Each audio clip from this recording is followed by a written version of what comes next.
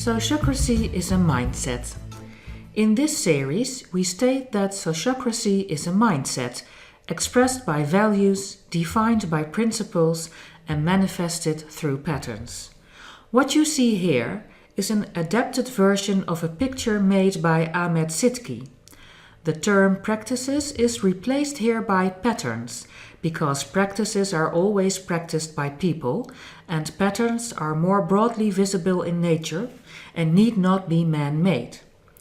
The mindset is more important than the individual values. The values are more important than the underlying principles, and the principles are more important than the patterns. You might ask yourself what we mean by these words. A simplified taxonomy is the following. By taxonomy, we mean defining, naming, and classifying of groups based on shared characteristics. A mindset is a set of directing assumptions held by oneself. It can also be seen as the view and philosophy of ourself, expressed in values of the character. As such, a mindset cannot be shared. Values, here used in the ethical sense, are broad preferences concerning appropriate normative courses of operations and outcomes. A principle is a foundational value and concept that is a guide for behavior and evaluation. And the pattern is a discernible regularity in the environment. Any of the senses may directly observe patterns. Conversely, abstract patterns are observable by analysis. But let's go back to the bigger picture. Mindset, values, principles and patterns have a positive and a negative side. It's not all black and white, there are many shades in between. But starting at the mindset, there is a difference between a growth mindset and a fixed mindset, as you can see in the following video. There are two types of mindset we can cultivate. One that embraces problems as opportunities to learn, and one that avoids them, often out of fear to fail. People that avoid conflicts can be described as having a fixed mindset. Those who see problems as interesting challenges have a growth mindset. Sometimes we like to switch from one to the other.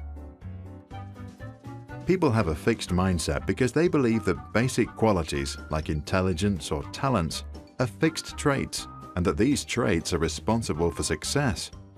They often like to document past achievements.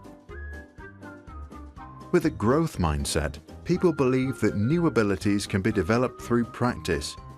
This view creates the love for learning that most great leaders and artists have in common. For them, life becomes an exciting journey with endless opportunity to figure out new things and advance.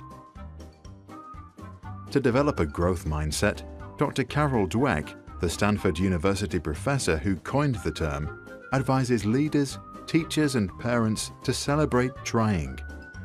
Teachers should applaud students for any grade if they studied hard.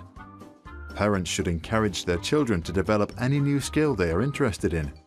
Doing this will make them learn the skill of learning, which will also help them back in the classroom.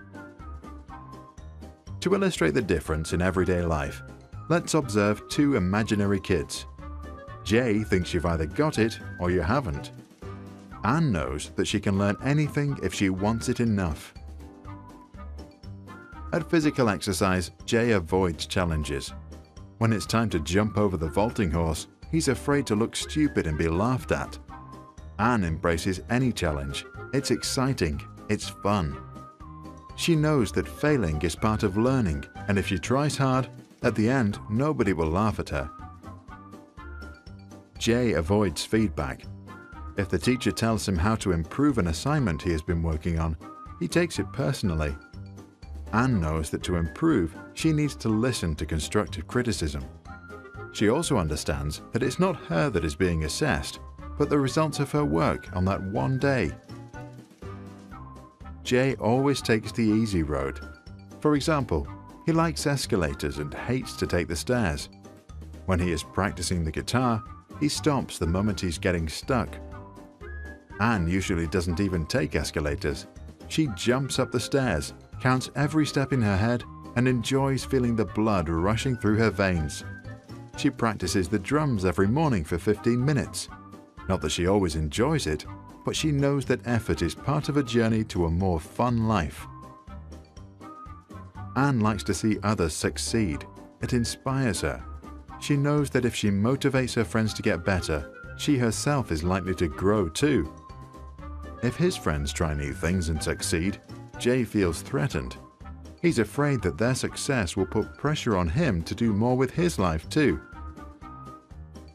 Modern companies look for employees with a growth mindset because they solve problems and persist despite obstacles. To spot the right ones, some ask during the interview whether the job applicant believes if managers are born or if management is a skill learned. Jay thinks that managers are born. Anne gets the job. Neuroscientists support the idea.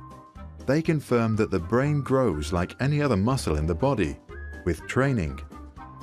Studies show that adopted twins tend to have higher intelligence compared to their siblings who stayed with their biological parents. The difference appears to come from the higher educational levels of adoptive parents and shows that nurture is more important than nature. A simple switch in how a person views a situation can mean the world of difference. Not just the outcome of that situation, the outcome of that person's place in life. As the late poet Samuel Beckett once said, "Ever tried? Ever failed? No matter. Try again. Fail again. Fail better." What do you think about the concept? Is it overly simplistic? And if you buy the idea, do you believe it is possible to make a permanent switch from a fixed to a growth mindset?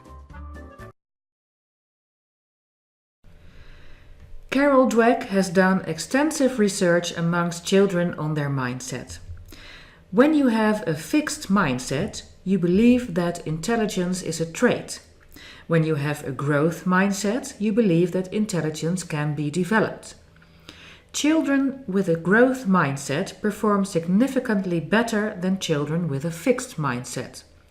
I am convinced that the way your mindset works determines how your life develops. It has consequences for the goals you set, how much effort you put into something, and how you deal with setbacks. When you look at goals with a fixed mindset, you want to look smart at all costs. With a growth mindset, you want to learn at all costs. When you look at effort with a fixed mindset, you think it should come naturally. With a growth mindset, you know you have to work hard and that effort is key. When you look at setbacks with a fixed mindset, you hide mistakes and deficiencies. With a growth mindset, you capitalize on mistakes and confront deficiencies. To summarize some of Carol's work, with a growth mindset, you embrace learning and growth. You understand the role of effort in creating intelligence and you maintain resilience in the face of setbacks. And you are convinced that a growth mindset can be taught.